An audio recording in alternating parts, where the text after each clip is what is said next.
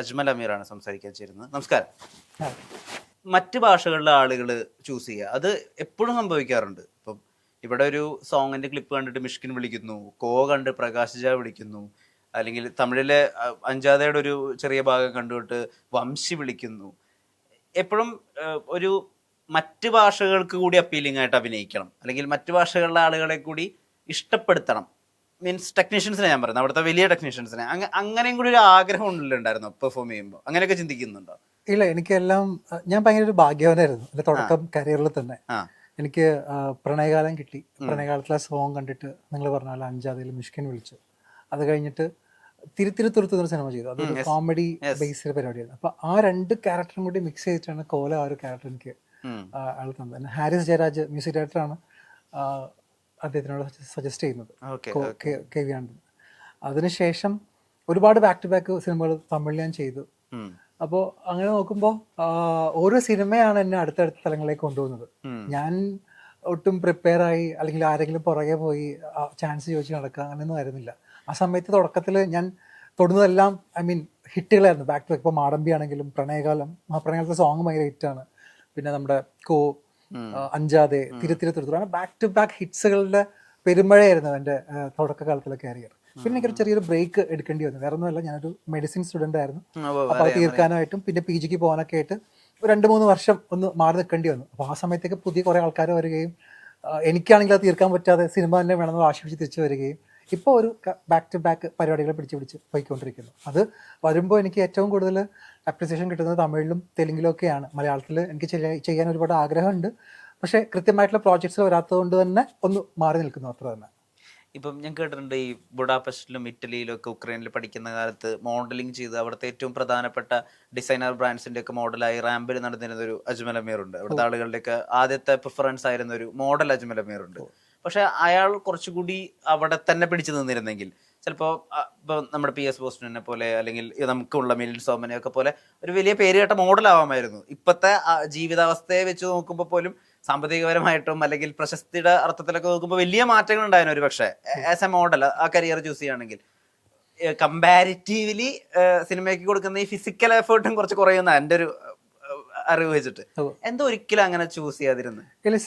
ഞാൻ ശരിക്കും പറഞ്ഞിട്ടുണ്ടെങ്കിൽ ഞാനൊരു ഓർത്തഡോക്സ് മുസ്ലിം ഫാമിലി എന്നുള്ള ഒരാളാണ്. അപ്പൊ അതുകൊണ്ട് തന്നെ സിനിമ അത് എത്രത്തോളം വർക്ക്ഔട്ടായി കൊണ്ടുപോകാമെന്ന് എനിക്ക് അറിയില്ലായിരുന്നു സത്യം പറഞ്ഞെങ്കിൽ. അപ്പോൾ ഒരു സാധാരണക്കാരനെ ഒരു ഡോക്ടറിന്റെ ഒരു ജീവിതം മാത്രമായിരുന്നു ഞാൻ സ്വപ്നം കണ്ടത്. സിനിമ സ്വപ്നം കണ്ടിരുന്നു, അത് സംഭവിക്കുമോ ഇല്ലയോ എന്നുള്ളത് എനിക്ക് ഒട്ടും കാര്യം അത്രത്തോളം സ്ട്രഗിൾ ചെയ്യണം നമുക്ക് സിനിമയിൽ വരാനും ലഭിക്കാനും. അത് കണ്ടിന്യൂ ചെയ്ത് പോകാന്ന് പറയുകയാണെങ്കിൽ ഭയങ്കര ഒരു ലക്കും എല്ലാ കുറേ എലമെന്റ്സ് ചേരുമ്പോഴാണ് നമുക്കൊരു നല്ല നടനായിട്ട് മാറാൻ പറ്റുന്നതും. അത്രയും സപ്പോർട്ടായിട്ടുള്ള ഒരു ഇൻഡസ്ട്രി ഒരു ആൾക്കാരെ നമ്മുടെ കൂടെ വേണം. ഞാൻ പറഞ്ഞല്ലോ, ഞാൻ വളരെ ഭാഗ്യവാനായിരുന്നു. ആദ്യം മുതലേ എനിക്ക് ഏറ്റവും വലിയ ഡയറക്ടേഴ്സിൻ്റെ കൂടെയും ഏറ്റവും വലിയ ആക്ടേഴ്സിൻ്റെ കൂടെയും എൻ്റെ തുടക്കകാലത്ത് എനിക്ക് അഭിനയിക്കാൻ പറ്റി. ഇപ്പോൾ മലയാളത്തിൽ തന്നെ നോക്കുകയാണെന്നുണ്ടെങ്കിൽ മുരളി ചേട്ടൻ, ബാലചന്ദ്രൻ മേനോൻ സർ, തിലകൻ സർ, സീമ മാം, അങ്ങനെ എല്ലാ ആർട്ടിസ്റ്റും, പിന്നെ മാടമ്പിൽ നോക്കുകയാണെങ്കിൽ ജഗതി ചേട്ടൻ, ഇന്നസെൻ്റ് ഏട്ടൻ, അങ്ങനെ ഞാൻ ലാലേട്ടൻ, എല്ലാവരും വലിയ വലിയ ആർട്ടിസ്റ്റുകളുടെ കൂടെ എനിക്ക് എൻ്റെ കരിയർ സ്റ്റാർട്ട് ചെയ്യാൻ പറ്റി. തുടക്കത്തിൽ തന്നെ ദൈവം എന്നെ ഒരു സ്ഥലത്തേക്ക് മുകളിലേക്ക് കൊണ്ടുപോയി.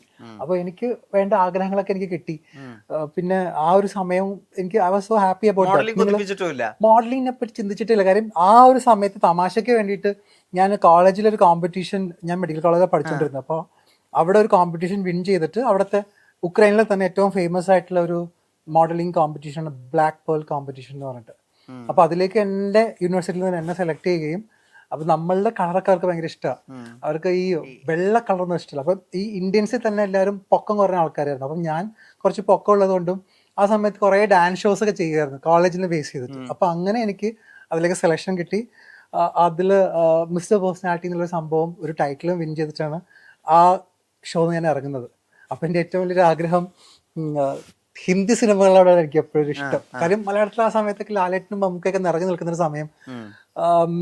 നമ്മൾ ഈ സ്റ്റബിൾസ് ഒക്കെ വെച്ചിട്ട്, എനിക്കാണെങ്കിൽ മീശയൊക്കെ വെച്ചിട്ട് അതൊന്നും ഇഷ്ടമല്ല. അപ്പൊ ആ ഒരു സമയത്ത് പൃഥ്വിയും ബാക്കി എല്ലാവരും ഒക്കെ മീശയൊക്കെ വെച്ചിട്ട് അഭിനയിക്കുള്ളൂ. അപ്പൊ നമ്മൾ ആദ്യമായിട്ടാണ് പ്രണയകാലത്തിലാണെങ്കിൽ സ്റ്റബിൾസ് വെച്ചിട്ട് അങ്ങനത്തെ ഒരു സ്റ്റാർ എല്ലാവരും എൻ്റെ അടുത്ത് പറഞ്ഞിട്ടുണ്ട്. ഇങ്ങനത്തെ ഒരു ഫേസിലൊരു സ്റ്റാർ ആദ്യമായിട്ട് ഞങ്ങൾ കാണുന്നത്. ബട്ട് യു ലുക്ക് ലൈക്ക് പക്ക മല്ലു. അവരെന്നെ ഞാനേതോ നോർത്ത് ഇന്ത്യൻ ആണെന്നോ അല്ലെങ്കിൽ ബാംഗ്ലൂരിൽ നിന്നൊക്കെയാണെന്നോ വിചാരിച്ചിരുന്നത്. അങ്ങനെ ഞാൻ ഇവിടുത്തെ ആളായി മാടമ്പിയിലൊക്കെ അഭിനയിച്ച് തുടങ്ങുമ്പോഴാണ് എനിക്ക് പിന്നീട് മറ്റേ ഓഫേഴ്സ് വരുന്നത്, തമിഴിലും അവിടുന്ന് ഇവിടുന്ന് ഒക്കെ. എന്നെ വേണ്ട വിധത്തിൽ ആളുകൾ ഉപയോഗിക്കുന്നില്ല അങ്ങനെ വിഷമിക്കുന്ന ഒരു അജ്മൽ അമീർ പക്ഷേ ഒരിക്കലും ഇല്ല. ഞാനെവിടെ ഉണ്ട്, ഞാനിങ്ങനെ സിനിമ ചെയ്ത ആളാണ്, ഒരുപാട് സിനിമകൾ ചെയ്യാൻ ആഗ്രഹമുള്ള ഒരാളാണ്. പക്ഷെ അങ്ങനെയൊന്നും അങ്ങനെയൊന്നും ചിന്തിക്കുന്ന ഒരാളല്ല ഞാൻ. ഇപ്പൊ നമ്മള് ഞാൻ സത്യം പറഞ്ഞെങ്കിൽ ഇപ്പൊ റീസെന്റ് എന്തെങ്കിലും റീൽസ് എവിടെ നിന്നെങ്കിലും കാലത്തിൽ ഇട്ടിട്ടുണ്ടെങ്കിൽ ഈ താഴെ ഒരുപാട് കമന്റ്സ് ഞാൻ കണ്ടു, വേണ്ട വിധത്തിൽ ഉപയോഗിക്കുന്നില്ല, അണ്ടർ റേറ്റഡ് ആക്ടർ എന്നൊക്കെ. ചിലപ്പോ എല്ലാവരും അല്ല കേട്ടോ, വളരെ ചെറിയ ആൾക്കാർ. ഇപ്പൊ എന്റെ ഒരു പേഴ്സണൽ ലൈഫ് ഉണ്ടല്ലോ, I mean family, more preference for them, പിന്നെ ആ ഡോക്ടർ എന്നുള്ള പ്രൊഫഷൻ, അപ്പൊ അങ്ങനത്തെ എല്ലാം കൂടി മിക്സപ്പ് ചെയ്ത് വരുമ്പോൾ ഉണ്ടാകുന്ന ഒരു ഒരു കരിയറിലെ ഒരു പീക്ക് വരെ പോയി നിന്ന ആളാണ് ഞാൻ. അതായത് ഏറ്റവും ടോപ്പിൽ വരെ പോയി. എനിക്ക് അതോടെ ഞാൻ ആഗ്രഹിച്ചതെല്ലാം എനിക്ക് നേടിക്കഴിഞ്ഞു. പിന്നീട് എനിക്ക് വേണ്ടത് ലീവ് ഫോർ ഫാമിലി എന്നുള്ള സാധനമാണ്. പക്ഷെ അങ്ങനെ ഞാൻ പോയപ്പോൾ പിന്നീട് എനിക്ക് ആ ഒരു സിനിമയിൽ കിട്ടിയ ആ ഒരു സന്തോഷം, ആ ഒരു ഹാപ്പിനെസ്സും ആ ഒരു ഹൈ ഒന്നും സത്യം പറയണമെങ്കിൽ എനിക്ക് ഇതിൽ കിട്ടുന്നില്ല എന്നും ഇതിലെല്ലാം എൻ്റെ സിനിമ തന്നെയാണെന്ന് മനസ്സിലാക്കാൻ തിരിച്ചു വന്നപ്പോഴത്തേക്കും ഞാൻ കുറച്ച് ലേറ്റ് ആയിപ്പോയി. പിന്നെ എനിക്ക് അവിടെ നിന്ന് ഒരു രണ്ടാമത്തെ ഒരു റീസ്റ്റാർട്ട് ചെയ്യേണ്ടി വന്നത്. അങ്ങനെ എനിക്ക് കിട്ടിയ സിനിമയാണ് ഇരുപക്കായിരം കൺകൾ, ദേവി 2, നെട്രിക്കൻ കഴിഞ്ഞപ്പോൾ വീണ്ടും പിന്നെയും സ്റ്റഡിയായി, വീണ്ടും ബാക്ക് ടു ബാക്ക് സിനിമാസ്, എല്ലാം വലിയ വലിയ ആൾക്കാർ വിളിക്കാൻ തുടങ്ങി. അപ്പോൾ അതിൽ ഞാൻ കുറച്ച് സെലക്റ്റീവ് ആയെന്ന് മാത്രം, ചുമ്മാ വാരി വലിച്ച് ചെയ്യാതെ. ഇപ്പോൾ എനിക്ക് ലീഡ് റോൾസ് ചെയ്യണം എന്നുള്ളൊരു വാശിയിൽ നിൽക്കുന്ന ആളായിരുന്നു ഞാൻ. പക്ഷെ എനിക്ക് മീറ്റി ആയിട്ടുള്ള ലീഡ് റോൾസ് വന്ന് എല്ലാം തന്നെ ഒരു അത്രയും ക്വാളിറ്റി ഇല്ലാത്ത സിനിമകളും അങ്ങനത്തെ ഫിലിം മേക്കേഴ്സും ആയിട്ട് എനിക്ക് തോന്നി. അപ്പോൾ വന്നതിൽ നല്ല ടീമിൻ്റെ കൂടെ വർക്ക് ചെയ്യാൻ, വാരി വലിച്ച സിനിമ എനിക്ക് ഇഷ്ടമല്ല. അപ്പോൾ നല്ല ക്വാളിറ്റി ഉള്ള, അപ്പോൾ ഞാൻ മലയാളത്തിലും ചെയ്തു. മലയാളത്തിൽ ഞാൻ ഗോൾഡ് എന്നൊരു സിനിമ ചെയ്തു, അത് വളരെ ചെറിയ റോളാണ്. പിന്നെ വേറെ 10ാം വളവ് എന്നൊരു സിനിമ ഉണ്ട് ചെയ്തു, 10ാം വളവ്, ഫണ്ണി ആയിട്ടുള്ള ക്യാരക്ടറായിരുന്നു. പിന്നെ അങ്ങനെ കുറച്ച് സിനിമകൾ മലയാളത്തിൽ ചെയ്തു. പക്ഷെ ആ സമയത്ത് അതേ സൈമിൾട്ടേനിയസ്ലി ഞാൻ തെലുങ്കില് രാം ഗോപാൽ വർമ്മ ഡയറക്ട് ചെയ്ത് വ്യൂഹം എന്നൊരു സിനിമ, അത് നമ്മുടെ അവിടുത്തെ CM ജഗൻമോഹൻ റെഡ്ഡിയുടെ കഥയായിരുന്നു. അത് ഭയങ്കര പവർഫുൾ ആയിട്ടുള്ള ലൈൻസും പേരുകളൊക്കെ ആയിരുന്നു. അത് ഏറ്റവും കൂടുതൽ എനിക്ക് വർക്കായി. എനിക്ക് വീണ്ടും അപ്പോൾ അവിടെ ഡബ് ചെയ്തിട്ട് വലിയ ഹിറ്റായിരുന്നു. അപ്പോൾ അതിനുശേഷം എനിക്ക് എന്നെ ആൾക്കാർ വീണ്ടും കണ്ട് വീണ്ടും എന്നെ ലിഫ്റ്റ് ചെയ്ത സിനിമയായിരുന്നു ആ സിനിമ വ്യൂഹം. നമുക്കറിയാം പേഴ്സണലി അജ്മൽ അമീർ വളരെ ഫാമിലി ഓറിയന്റഡ് ആയിട്ടുള്ള, വളരെ ഫാമിലി ഫ്രണ്ട്ലി ആയിട്ടുള്ള ഒരു മനുഷ്യനാണ്. ഈ ബ്രൂട്ടാലിറ്റി ഓൺ സ്ക്രീനിൽ ചെയ്യുന്നുണ്ടല്ലോ, അപ്പുറത്ത് ഭയങ്കര വയലൻസ് കാണിക്കുന്നുണ്ടല്ലോ, ഇതെങ്ങനെ ഇമാജിൻ ചെയ്യാൻ സാധിക്കും? അതായത് അത്രയും അധികം ഫാമിലി ഓറിയന്റഡ് ആയിട്ട് വളരെ പീസ്ഫുൾ ആയിട്ടുള്ള ഒരാൾ ആർട്ടിസ്റ്റിലേക്ക് മാറുമ്പോൾ, ഞാൻ പറഞ്ഞ സെറ്റ് ഓഫ് വില്ലൻ സിനിമകളുടെ കാര്യമായിട്ടാണ് പറയുന്നത്, അത് എളുപ്പമാണ് അങ്ങനെ ഒരു ക്യാരക്ടറായിട്ട് സിങ്ക് ആവാൻ വേണ്ടിയിട്ട്. നമ്മളൊരു ആർട്ടിസ്റ്റ് എന്ന് പറയുകയാണെങ്കിൽ ക്യാമറയുടെ മുന്നിൽ നമുക്ക് ആരായിട്ടും ഈസിയായിട്ട് മാറാൻ പറ്റും. അത് മാത്രമല്ല, ഞാൻ ഒരുപാട് സിനിമ കാണുന്ന ആളാണ്. നമ്മൾ തമിഴും മലയാളവും തെലുങ്കും മാത്രമല്ല ഒരുപാട് പുറത്തുനിന്നുള്ള സിനിമകളും എല്ലാം കാണുന്ന ആളാണ്. അപ്പോൾ അതിലുള്ള മാനറിസംസും ആർട്ടിസ്റ്റുകളുടെ പെർഫോമൻസും ഒക്കെ എനിക്ക് ഭയങ്കര ഇഷ്ടമാണ്. അപ്പോൾ നമ്മൾ ഒരു സംഭവം ചെയ്യുമ്പോൾ നമുക്ക് അതാണ് ഇഷ്ടപ്പെടണം, ആ ഒരു ക്യാരക്ടർ നമുക്ക് ഇഷ്ടപ്പെടണം, കൂടെ വർക്ക് ചെയ്യുന്ന ടെക്നീഷ്യൻസും ഇഷ്ടപ്പെടണം. നെറ്റ്രിക്കണിനൊക്കെ ഞാൻ ശരിക്കും എൻജോയ് ചെയ്ത സിനിമയാണ്. കാര്യം വേറെ ഒന്നുമല്ല, അതിലെ ടെക്നിക്കൽ ടീം എന്ന് പറഞ്ഞാൽ മിഠായി ആയിരുന്നു. ഐ മീൻ ക്യാമറാമാൻ, ഡയറക്ടർ, ആർട്ടിസ്റ്റുകൾക്ക് ആർട്ടിസ്റ്റ്, അങ്ങനെ എല്ലാം കൂടി അങ്ങനെ ഒരു ടീമിനെ കിട്ടാന്ന് പറഞ്ഞിട്ടുണ്ടെങ്കിൽ ഭയങ്കര രസമാണത്. ഇപ്പോൾ എനിക്ക് സത്യം പറഞ്ഞാൽ ഇങ്ങനത്തെ ഒരു ടീമിനൊക്കെ ഉണ്ടാക്കിയിട്ട് സ്വന്തമായിട്ട് സിനിമ ചെയ്യാൻ ഭയങ്കര ആഗ്രഹം ഇപ്പോൾ. കാര്യം എനിക്ക് നമ്മൾക്ക് ഒരു സ്ഥലത്ത് പോകുമ്പോൾ അറിയാം എത്രമാത്രം അവർ പാഷനേറ്റ് ആണ്. അവരുടെ ഒരു വർക്ക് കാണുമ്പോൾ നമുക്ക് അറിയാം, they just want to make money or just want to do some business. എനിക്ക് അങ്ങനത്തെ ആൾക്കാരുടെ കൂടെ വർക്ക് ചെയ്യുന്നതിനേക്കാളും സിനിമയോട് പാഷനേറ്റ് ആയിട്ട് വർക്ക് ചെയ്യുമ്പോൾ ഓട്ടോമാറ്റിക്കലി ബിസിനസ് നടക്കും, സിനിമയും നന്നാവും. അപ്പോൾ ഈ സിനിമയിലൊക്കെ പോയിട്ട് ഉഴപ്പന്മാരെ കാണുമ്പോൾ സത്യം പറഞ്ഞാൽ നല്ല ദേഷ്യം വരും. പിന്നെ കാര്യം ഭയങ്കര രസമുള്ള ഒരു പരിപാടിയാണ് ഈ സിനിമ എന്ന് പറഞ്ഞാൽ. അപ്പോൾ അതിൻ്റെ എനിക്ക് സത്യം പറഞ്ഞെങ്കിൽ ഈ പോസ്റ്റർ ഡിസൈനിങ് മുതൽ ടുവേർഡ്സ് എൻ്റെ എല്ലാ പരിപാടികളും എനിക്ക് ഭയങ്കര ഇഷ്ടമാണ്. അങ്ങനെ പോയി എന്താണ് അടുത്തത്, what is going to come about ആ ഫിലിം, അതിന്റെ മ്യൂസിക് എന്തായിരിക്കും, അതിന്റെ ആർട്ടിസ്റ്റുകൾ ആരൊക്കെ ആയിരിക്കും, ഭയങ്കര എന്തോ ഉള്ള ഒരാളാണ് ഞാൻ. അപ്പോൾ എനിക്കൊരു ടീമിന് ഇങ്ങനെ ഉണ്ടാക്കണം ഒരുപാട് ആഗ്രഹമുണ്ട് കുറേ നാളായിട്ട്. അപ്പോൾ ഞാൻ കുറച്ച് 2-3 സ്ക്രിപ്റ്റ്സ് ഒക്കെ സെറ്റാക്കി ഇങ്ങനെ പോയിക്കൊണ്ടിരിക്കുന്നു. ലെക്സി ഇവിടെ വരെ പോകുന്നുള്ളത് നോക്കാം. ഈ പ്രണയകാലത്തിന് ശേഷം ഒരുപാട് പ്രണയ സിനിമകൾ ഇവിടെ ഇറങ്ങിയിട്ടുണ്ടല്ലോ, ഭയങ്കര ഐക്കോണിക് ആയിട്ട്. അതിലേതെങ്കിലും ഒന്ന് കണ്ടിട്ടേ ഞാൻ അതിലുണ്ടായെങ്കിൽ എന്ന് ആഗ്രഹിച്ച സിനിമകളുണ്ടോ? ഞാൻ കുറച്ച് പേരുകൾ പറഞ്ഞാൽ, ഇപ്പൊ ഒരു കൾട്ട് സിനിമയായിട്ട് ആളുകൾ പറയുന്നതാണ് 2019 റിലീസായ മായാനദി. ഓക്കെ. മായാനദി കണ്ടിട്ട് മാത്തനായെങ്കിൽ എന്ന് ആഗ്രഹിച്ചിട്ടുണ്ടോ? ഇല്ല. കാര്യം ഒരാൾ ചെയ്ത് കഴിഞ്ഞ കാര്യം എനിക്ക് ചെയ്യാൻ ആഗ്രഹം. ഒരു കഥ കേട്ട് എൻ്റെ അടുത്താണ് കഥ ആദ്യം പറഞ്ഞിരുന്നു എന്നുണ്ടെങ്കിൽ എനിക്കത് ദാറ്റ് വിൽ ബി സങ്കടമായേനെ. പക്ഷെ അത് ആ ഒരു മാത്തൻ എന്ന് പറഞ്ഞിട്ടുണ്ടെങ്കിൽ അത് ആണ് ചെയ്യേണ്ട ക്യാരക്ടറാണ്. നന്നായി ഭംഗിയിടാൻ ചെയ്യുകയും ചെയ്തു. പിന്നെ അപ്പോൾ സോ അത് അവരുടെ ഒരു മറ്റേ അവരുടെ ഒരു നല്ല രസമായിട്ട് അവർ എക്സിക്യൂട്ട് ചെയ്യുകയും ചെയ്തു, നല്ല പാട്ടുകളൊക്കെ ആയിട്ട്. സോ എനിക്ക് അങ്ങനത്തെ ഒരു ഇതില്ല. ഞാൻ മിസ്സായി പോയി കഴിഞ്ഞാൽ എനിക്ക് സങ്കടം ഉണ്ടാവുള്ളൂ. കഥ കേട്ടിട്ട് മിസ്സായി പോയി. അതെ, കഥ കേട്ട് എന്നെ തീരുമാനിച്ചു, അതിനുശേഷം എനിക്കത് ചെയ്യാൻ പറ്റില്ല എന്നുണ്ടെങ്കിൽ മാത്രമേ എനിക്ക് സങ്കടം ഉണ്ടാവുള്ളൂ. ഡേറ്റ്സ് ഒക്കെ എന്തെങ്കിലും അങ്ങോട്ടൊക്കെ പോയി, അല്ലെങ്കിൽ ഞാൻ എനിക്കത് കേട്ടിട്ട് എനിക്ക് ഇഷ്ടപ്പെട്ടില്ല, നോ പറഞ്ഞു, വേറെ ആളത് ചെയ്ത് ഹിറ്റാക്കി അത് അവരുടെ ഭാഗ്യം വടവരുണ്ട്. പക്ഷെ അങ്ങനെ ഉണ്ടായാലും എനിക്ക് ഇതുള്ളൂ. അങ്ങനെ കേട്ട് മിസ്സാക്കിയതുണ്ടോ? അങ്ങനെ കേട്ട് മിസ്സാക്കിയത് ഒരു സിനിമ ഞാൻ പലയിടത്തും പറഞ്ഞിട്ടുണ്ട്. അരവിന്ദ് സ്വാമി രണ്ടാമത്തെ പടത്തിന്റെ പേര് തനിയൊരുവൻ. തനിയൊരുവനിൽ അരവിന്ദ് സ്വാമിയുടെ ചേട്ടൻ എന്നെ വിളിച്ചോണ്ടിരുന്നവർ. ഒരു 4 മാസമായിട്ട് എൻ്റെ പുറകിലായിരുന്നു ആ സിനിമ ഞാൻ തന്നെ ചെയ്യണമെന്ന് പറഞ്ഞിട്ട്. അതിന്റെ എക്സിക്യൂട്ടീവ് പ്രൊഡ്യൂസർ വെങ്കറ്റ് സാർ, പ്രൊഡ്യൂസർ എല്ലാവരും. പക്ഷെ ആ സമയത്ത് ഞാനൊരു വലിയ 2 തെലുങ്ക് സിനിമകൾ ചെയ്തുകൊണ്ടിരിക്കുകയായിരുന്നു. അപ്പൊ ഞാൻ പറഞ്ഞില്ല, ഞാൻ മെയിൻ ലീഡ് മാത്രം ചെയ്യുന്നുള്ളൂ, ഇല്ല ഞാൻ ഇനി ചെയ്യുന്നില്ല എന്നുള്ള സീനിൽ അടിയറച്ച് നിൽക്കുമായിരുന്നു. എൻ്റെ റൈറ്റേഴ്സ് കോഡ് റൈറ്റേഴ്സ് ആയിരുന്നു. സോ അവര് വഴിയാണ് എന്നെ വിളിച്ചുകൊണ്ടിരുന്നത്. പിന്നെ മെയിൻ പ്രൊഡ്യൂസർ വന്ന് വിളിച്ചു, എല്ലാം വിളിച്ചിട്ട് ഞാൻ ആ സിനിമ ചെയ്തില്ല.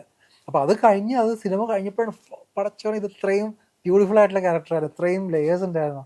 പക്ഷെ ആ ഒരു സിനിമ കാരണം ബാക്ക് ടു ബാക്ക് കുറെ സിനിമകൾ അരവിന്ദ് സ്വാമി ചെയ്തിരുന്നു. കുറെ കാലത്തിന് ശേഷം ഒരു കംബാക്ക് കൊടുത്താണ്. പക്ഷെ എനിക്കിപ്പോ അത് ഓർക്കുമ്പോൾ എനിക്ക് അത്ര നന്നായിട്ട് ചെയ്യാൻ പറ്റുമെന്ന് പോലും എനിക്ക് അറിയില്ല. അത്രയും ബ്യൂട്ടിഫുൾ ആയിട്ടാണ് പുള്ളിക്കാരൻ ചെയ്തു വെച്ചിരിക്കുന്നത്. ഞാൻ പക്ഷെ എൻ്റെ ഒരു സ്റ്റൈലിൽ വേറെ രീതിയിലാണ് ഇത് ചെയ്തത്. അത് മാത്രം ഞാൻ മിസ് ചെയ്തിട്ട് ഞാൻ റിഗ്രറ്റ് വന്നിട്ടുള്ളൊരു. ബാക്കി കുറെ സാധനങ്ങളൊക്കെ ഒന്ന് ചെയ്തിട്ട് ആൾക്കാർ പോയിട്ടുണ്ട്, അതൊന്നും വർക്കൗട്ട് ആയിട്ടില്ല. അപ്പൊ ആകെപ്പാടെ എനിക്ക് സങ്കടമുള്ളത് ആ ഒരു സാധനം മാത്രമേ ഉള്ളൂ. നമ്മളിപ്പോ നേരത്തെ ചോയ്സിന്റെ കാര്യം അല്ലെങ്കിൽ സ്ക്രിപ്റ്റ് സെലക്ഷന്റെ കാര്യമൊക്കെ പറഞ്ഞ സമയത്ത് അജ്മൽ ഓപ്പൺ ആയിട്ട് തന്നെ പറഞ്ഞ ഒരു ഇൻസിഡന്റ് ഉണ്ട്. അതായത് അജ്മൽ അമീർ ഒരു സിനിമയുടെ ഭാഗമാവുന്നു. അപ്പൊ അയാൾ പറഞ്ഞ കഥയല്ല ഷൂട്ട് ചെയ്തുകൊണ്ടിരിക്കുന്നത്. അയാളോട് നേരിട്ട് പറയുന്നു, നിങ്ങൾ ഇതല്ലല്ലോ എൻ്റെ അടുത്ത് പറഞ്ഞിട്ടത്, എനിക്ക് താല്പര്യമില്ല ഇത് തുടർന്ന് ചെയ്യാന്ന് പറയുന്നു. അവിടെ നിന്ന് ഇറങ്ങി വരുന്നു. അമ്മ ഇടപെട്ടിട്ട് അജ്മൽ അമീറിനോട് അതൊന്ന് ചെയ്ത് തീർത്തു കൊടുക്കൂ എന്ന് പറയുന്നു. അത് ചെയ്ത് തീർത്തു കൊടുക്കുന്നു. ആ സിനിമയുടെ പേര് ഞാൻ പറയുന്നില്ല. അത്രയധികം ഇൻവോൾവ്മെന്റ് ഉള്ള ഒരു ആളായിട്ട് ആ ഘട്ടത്തിലൊക്കെ നമുക്ക് തോന്നിയിട്ടുള്ളത്. അങ്ങനെ പറഞ്ഞിട്ട് അത്രയും ഗട്സോട് കൂടി പറഞ്ഞു വരുന്ന ആളുകളും കുറവാ. ഇപ്പോഴും ആ കാര്യമുണ്ട്. അതായത് ഞാൻ പറഞ്ഞത് അല്ലെങ്കിൽ ഞാൻ ആഗ്രഹിച്ചത് കിട്ടിയില്ലെങ്കിൽ എനിക്ക് നിങ്ങളോട്ട് മുന്നോട്ട് പോകാൻ താല്പര്യമില്ല, അത് ആരായാലും പറഞ്ഞിട്ട് വരാൻ ആ ഗട്സ് ഇപ്പോഴും ഉണ്ട് അജ്മൽ അമീറിന്. ഞാൻ ഒരൊറ്റ സിനിമയിൽ എനിക്ക് ആ ഒരു ഇതുണ്ടായിട്ടുള്ളൂ. അതിനുശേഷം ഞാൻ തീരുമാനിച്ചത് അങ്ങനെയുള്ള ആൾക്കാരുടെ വർക്ക് ചെയ്യണ്ട എന്ന് തന്നെയാണ്. ഞാൻ ശേഷം അങ്ങനത്തെ ആൾക്കാരുടെ വർക്ക് ചെയ്തിട്ടില്ല. അപ്പൊ പിന്നെ എനിക്കതിനെ ബുദ്ധിമുട്ടുണ്ടായിട്ടില്ല. പിന്നീട് അങ്ങനത്തെ ആൾക്കാരെ കാണുമ്പോഴും അവർ സ്ക്രിപ്റ്റ് നറേറ്റ് ചെയ്യുമ്പോഴും നമുക്ക് അറിയാൻ പറ്റും. സോ അപ്പൊ അത് നമുക്കൊരു പാഠമായിട്ട് എടുത്തിട്ട് പിന്നീട് അതിനുശേഷം ഞാൻ തീരുമാനിച്ചത് ഞാൻ കാരണം ഒരു അസോസിയേഷനും എനിക്ക് വേണ്ടിയിട്ട് അങ്ങനെ പോയി സംസാരിക്കാൻ പാടില്ല എന്ന് ഞാൻ തീരുമാനം എടുത്തിരുന്നു. പിന്നീട് ഒരുപാട് സിനിമകളിൽ എനിക്ക് പൈസ തരാതെ പ്രൊഡ്യൂസേഴ്സ് എല്ലാം കഴിഞ്ഞിട്ട് ഞാൻ അവരുടെ ഭാഗത്ത് നിന്നിട്ട് ആ പൈസ എനിക്ക് കിട്ടിയിട്ടൊന്നുമില്ല. ഞാൻ ആർക്കും എതിരെ ഒരു കംപ്ലൈന്റും പറഞ്ഞിട്ടില്ല. കുറെ പൈസ ഒരുപാട് പേര് എനിക്ക് തരാനുണ്ട്. ഇതൊന്നും ഞാനൊരു കംപ്ലൈൻമെന്റ് പറഞ്ഞിട്ടില്ല, ഒന്നുമില്ല. ശരി, okay, fine, let them do what ever they want എന്നുള്ള സീനിൽ നമ്മൾ മാറി നിൽക്കുക. കുറെ ആൾക്കാർ കൃത്യമായിട്ട് എൻ്റെ പൈസ അറേഞ്ച് ചെയ്യും. അപ്പം ഞാൻ എന്ത് ഏറ്റെടുത്താലും ഒരു 150% അവരോട് കട്ടയ്ക്ക് നിൽക്കുന്ന ആളാണ്. അപ്പോൾ എന്നെപ്പറ്റി കൂടുതൽ അറിയുന്നത് എൻ്റെ കൂടെ വർക്ക് ചെയ്ത ആൾക്കാർക്ക്. So they knows me well than anyone. ഈ വീണ്ടും വീണ്ടും വർക്ക് ചെയ്ത ആളുകൾ വിളിക്കാനുള്ള കാരണം ഇത് തന്നെയായിരിക്കും. ആയിരിക്കണം. ഒരു 100% പ്രൊഫഷണൽ ആറ്റിറ്റ്യൂഡ് അന്ന് തൊട്ടേ ഉണ്ട്, ഈ തുടക്കകാലം തൊട്ടേ ഉണ്ട്. പ്രൊഫഷണൽ ആറ്റിറ്റ്യൂഡിനേക്കാളും എനിക്ക് സിനിമയിലുള്ള പാഷനും അത് ജയിക്കണമെന്ന് ആഗ്രഹവും ആണ് കൂടുതൽ. കാര്യം ഞാൻ ഇപ്പൊ കുറെ നിങ്ങൾ പറഞ്ഞ 1-2 സിനിമകൾ എനിക്ക് ഇഷ്ടപ്പെട്ട് ചെയ്തത് പകുതിയായപ്പോൾ എനിക്ക് മനസ്സിലായി അത് അതിന്റെ റൂട്ടിലല്ല പോകുന്നതെന്ന് എനിക്ക് മനസ്സിലായി. അതിനെപ്പറ്റി പറയാൻ പോലും ഞാൻ ആഗ്രഹിക്കുന്നില്ല. പക്ഷെ അതിന്റെ കൂടെ ഉണ്ടായിരുന്ന ആൾക്കാരെല്ലാവരും പുതിയ ആൾക്കാർ. അത് എന്റെ കരിയറിലെ പീക്കിൽ നിൽക്കുമ്പോഴേ ഞാൻ ആ സിനിമയെ കമ്മിറ്റ് ചെയ്തിരിക്കുന്നു. അപ്പോൾ അവരുടെ സങ്കടം കാണുമ്പോൾ ഒക്കെ ഫൈൻ തീർത്തു കൊടുത്തേക്കാം. പക്ഷെ അത് എന്റെ തന്നെ കരിയറിനെ നാശം ചെയ്യുന്ന രീതിയിലേക്കാണ് അതിന്റെ അവസാന ഘട്ടങ്ങളിൽ നമുക്ക് തന്നെ അത് ഒരുപാട് അങ്ങനെയും ഞാൻ ഒരുപാട് അനുഭവിച്ചിട്ടുണ്ട്. കാര്യം ഞാൻ ഒരുപാട് കഷ്ടപ്പെട്ടിട്ടുണ്ട് ആ ഒരു തുടക്കത്തില്. സിനിമയിൽ ചെയ്യണം ആഗ്രഹിച്ച് നടക്കുമ്പോൾ സിനിമ കിട്ടൂലെന്ന് നമുക്ക് അറിയില്ല. അപ്പൊ അങ്ങനെ കുറച്ച് ആൾക്കാരത് കണ്ടൊന്ന് വർക്കൗട്ട് ആണെന്ന് തോന്നുന്ന സമയത്ത് പ്രണയകാലം വരുന്നത്. അപ്പോ ആ ഒരു ഇതുകൊണ്ട് തന്നെ തുടക്കക്കാർക്ക് സിനിമ കൊടുക്കണമെന്ന് എനിക്ക് ഒരുപാട് ആഗ്രഹമുള്ള ഒരാളായിരുന്നു.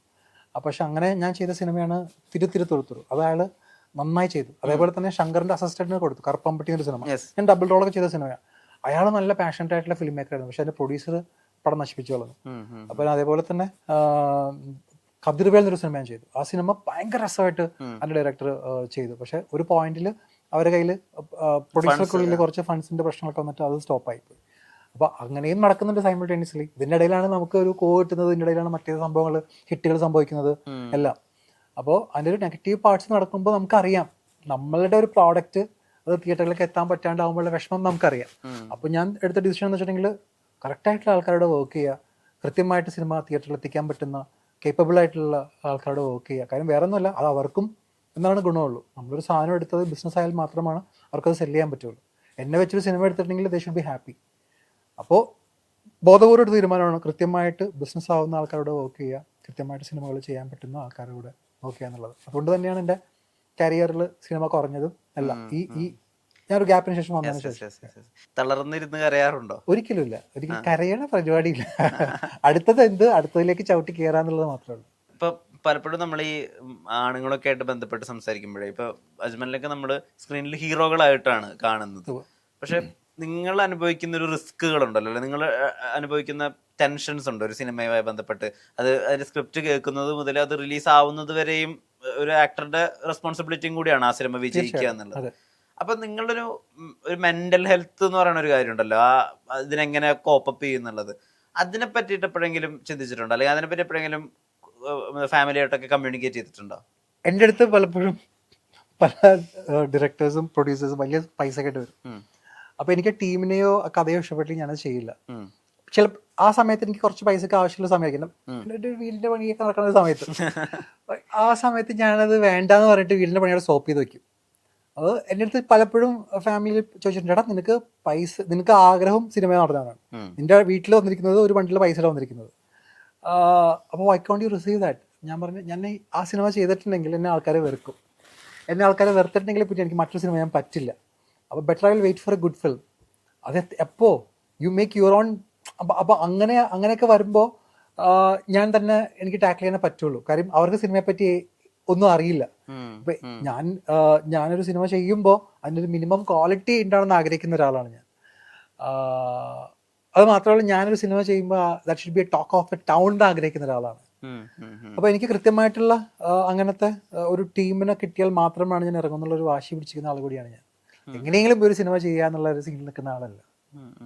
പക്ഷെ ഞാൻ ചോദിച്ചിട്ട്, ഇപ്പം സാധാരണ മംഗൾവാരം സെലക്ട് ചെയ്യുന്നു, ശരിയാണ്, RX-100 ഫേമസ് ആയിട്ടുള്ളൊരു സിനിമയാണ്, ഒക്കെ അറിയാം.